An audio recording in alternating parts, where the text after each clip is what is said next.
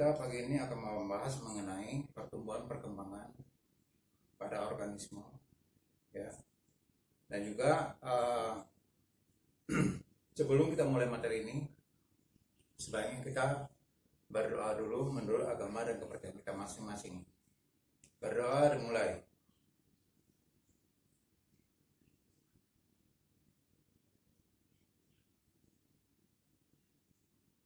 Selesai. Pagi ini kita akan membahas masalah pertumbuhan dan perkembangan pada organisme. Pertumbuhan perkembangan pada organisme ini yaitu adalah proses pertumbuhan organisme dari kecil ke dewasa, ya, yang bersifat irreversible. Jadi artinya kalau dia berubah dari bayi ke anak-anak, ke remaja, ke dewasa, ini adalah bersifat irreversible. Artinya tidak akan kembali ke bentuk semula. Ada juga dia mati setelah tua, ya. Begitu juga hewan, begitu juga manusia. Jadi di sini bisa kita definisi bahwa pertumbuhan itu adalah perubahan yang terjadi pada makhluk hidup yang menjadi pertambahan ukuran tubuh dan bersifat irreversible, tidak kembali ke bentuk semula, ya. Lalu ada pertumbuhan, pasti ada perkembangan. Kita menuju kedewasaan, ada pematangan di dalam tubuh kita, ada pola yang berubah di tubuh kita ke arah yang sempurna. Apakah itu pola pikir kita, yaitu hormon-hormon dalam tubuh kita, atau hormon seks yang ada pada manusia. Coba kita perhatikan misalnya pada seorang wanita usia 12 tahun, dia sudah mengalami menstruasi. Pada usia 5 tahun belum. Kenapa? Karena seiring dengan pertumbuhan dia, maka perkembangan seksualnya juga tumbuh. Begitupun juga yang laki-laki usia 14 dia mengalami proses peremajaan, ya, yaitu perkembangan daripada hormon testosteron di dalam tubuhnya. Nah, kalau yang ini bersifat reversible, bisa kembali ke bentuk semula. Jadi beda ya pertumbuhan dengan perkembangan. Kalau pertumbuhan tidak kembali ke bentuk semula, tapi kalau perkembangan bisa kembali ke bentuk semula.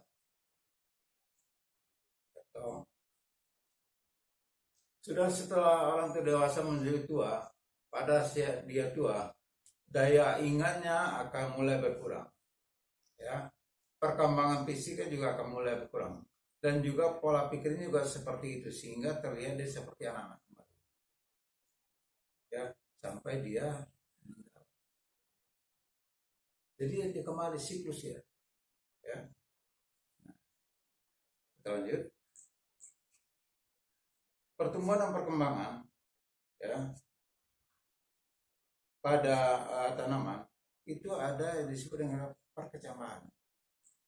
Kalau kalian menanam biji tanaman, dia berkecambah.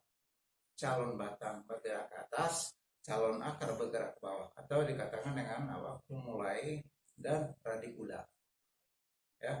Nah, di mana kecambah yang sudah terbentuk ini dia akan membesar. Perkecambahan ini adalah pertumbuhan primer pada tanaman, yaitu memanjangnya meristem baik pada batang maupun pada akar.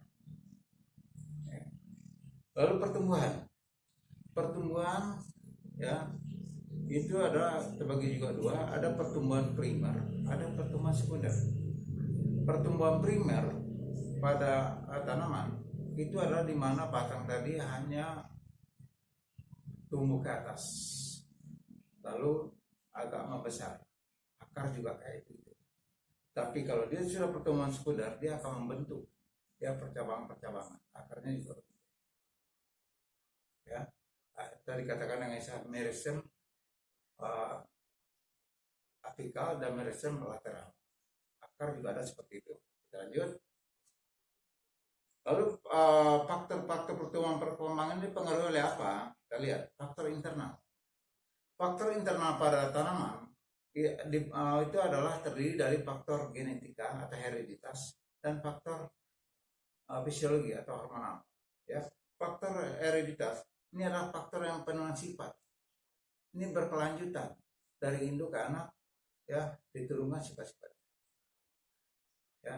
Nah, kapan ini bisa berubah faktor internal ini, apa genetik ini? Kalau sudah dipengaruhi oleh faktor lingkungan secara alami atau dikatakan dengan natural selection.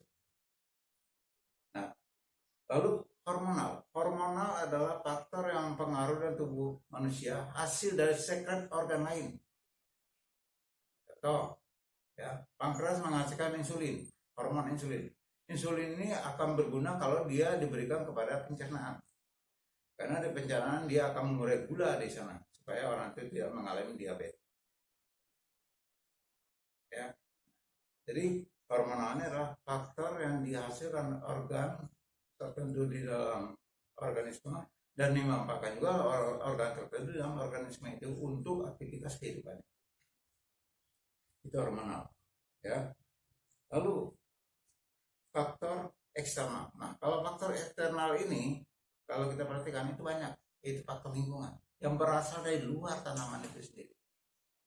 Bisa cahaya matahari untuk fotosintesis, bisa kelembapan untuk membantu proses hibernasi, atau faktor tanah sebagai sumber nutrisi. Ya, bisa suhu, ya, bisa pH dan lain sebagainya. Ini akan kita coba bahas satu persatu. Kita lanjut.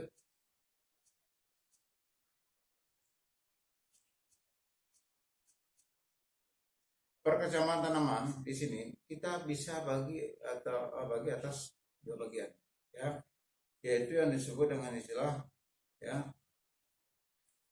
epigeal, hipogeal. Epigeal adalah di mana kotiledonnya muncul ke permukaan tanah dan di atas kotiledon baru tumbuh bakal daun.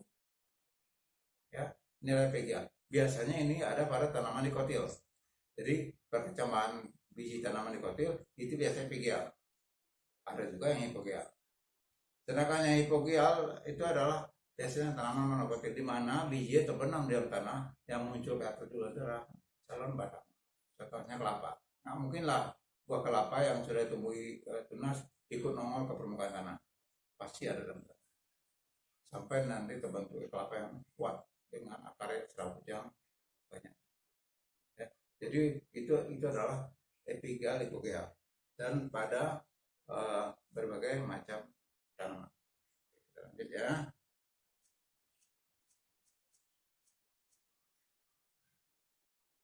Pertumbuhan primer pada tanaman itu seperti yang tadi yang saya katakan adalah pertumbuhan memanjang pada akar, pertumbuhan memanjang pada calon batang. Karena di sana ada meristem apikal yang menuju ke atas. Ya. Nah, kalau pertumbuhan sebenarnya adalah yaitu pertumbuhan pembentukan organ-organ lain, cabang pada batang, daun pada batang, buah, ya. Dan ini adalah adanya meristem apikal. Jadi samping ada meristem apikal, ada meristem lateral. Oke. Ini lateral ini yang menyebabkan batang bisa membesar, ya, dan bercabang-cabang menemu daun. Akar juga seperti itu. Oke, kita.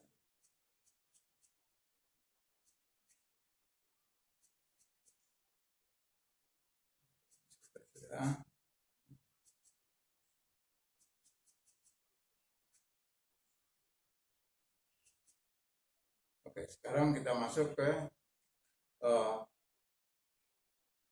faktor hormonal yang mempengaruhi pertumbuhan tadi. Apa aja itu? Ada berbagai macam hormon yang mempengaruhi pertumbuhan tanaman. Di antaranya adalah ada hormon aupsin. Aupsin adalah hormon pertumbuhan tanaman yang mengarahkan batang ke arah cahaya supaya bisa terjadi proses fotosintesis. Ya. Lalu Gibberellin ini adalah hormon untuk pertumbuhan biji. Makanya kadang-kadang kan ada semangka tanpa biji, ada berbiji. Itu tergantung pada hormon yang diberikan ke dalam tanaman itu. Ada papaya tanpa biji juga malah sekarang. Ya. Lalu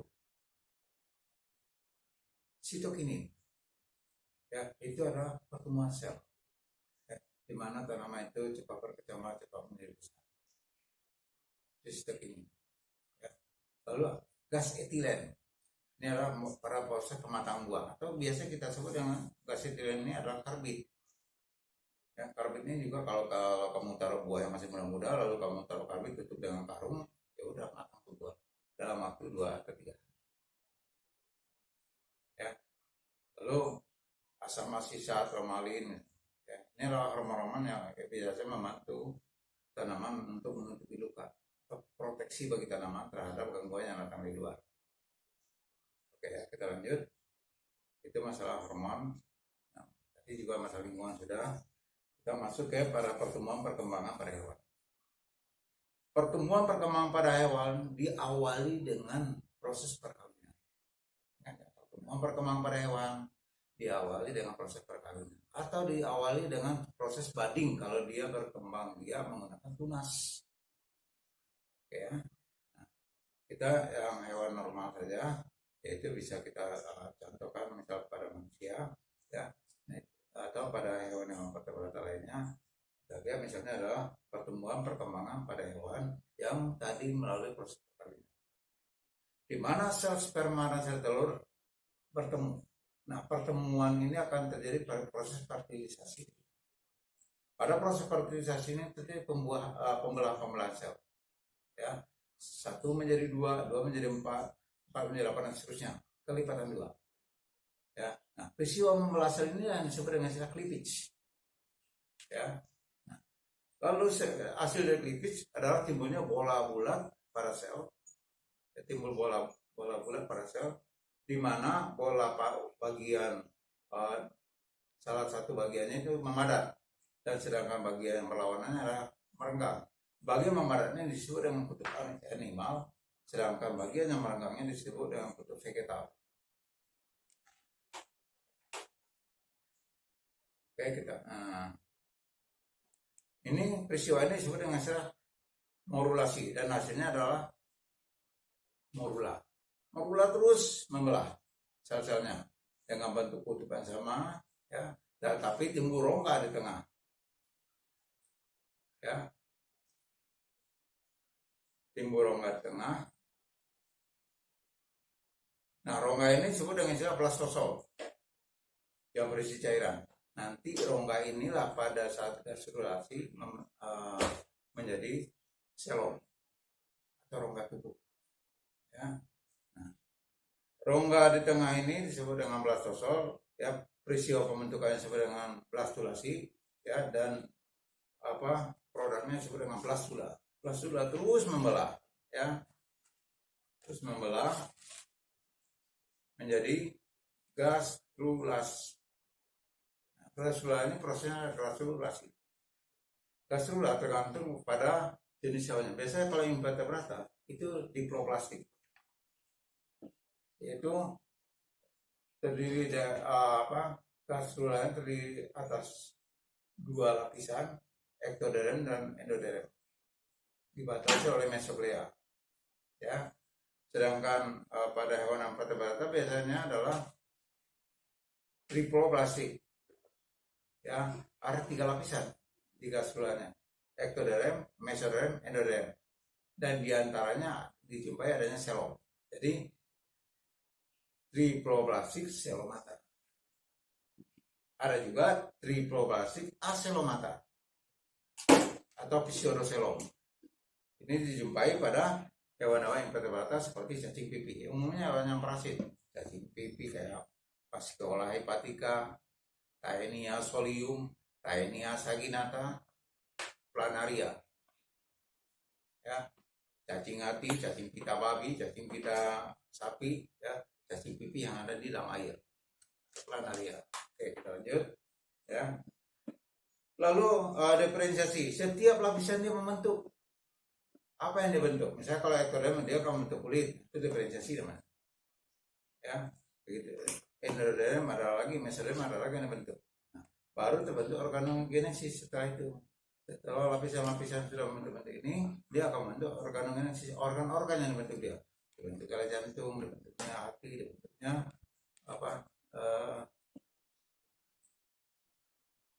organ-organ lain, ginjal dan tubuh misalnya, oke, atau otak manusia, ya, surat tulang belakang, oke, lanjut. Nah, itu tahap embrio. Kalau tahap pasca embrio pada hewan itu kita jumpai adanya eh, regenerasi dan metamorfosis. Ini akan kita bahas selanjutnya.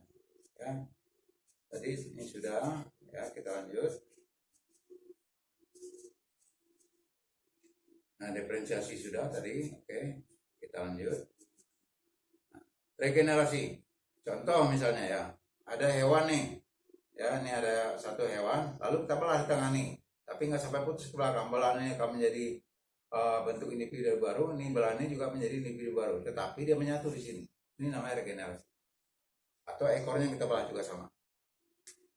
Kita potong dua dia, satu menjadi individu baru, yang ini juga menjadi individu baru. Itu regenerasi. Contohnya pada cacing pipih. Oke, kita lanjut.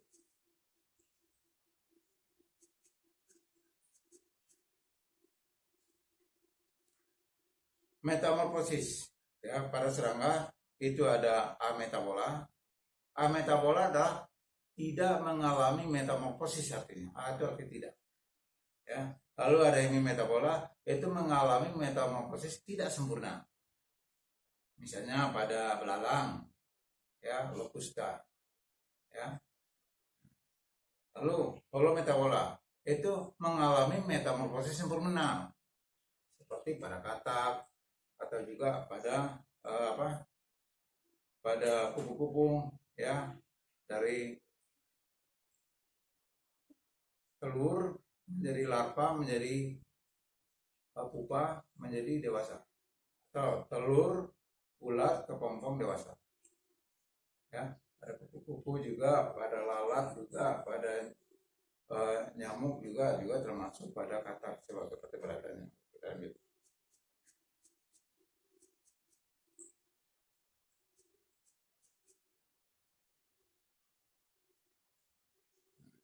Ya, itu adalah tahap-tahapan pertumbuhan dan perkembangan pada organisme, baik itu pada hewan maupun pada tumbuhan. Ya, nah itu yang dapat Bapak sampaikan ke kamu pagi ini. Ya, mudah-mudahan materi ini bisa digunakan sebagai kita untuk praktek pada KD 41. Itu saja yang dapat Bapak sampaikan pada pagi hari ini. Bapak akhir saja. Wabillahi taufiq.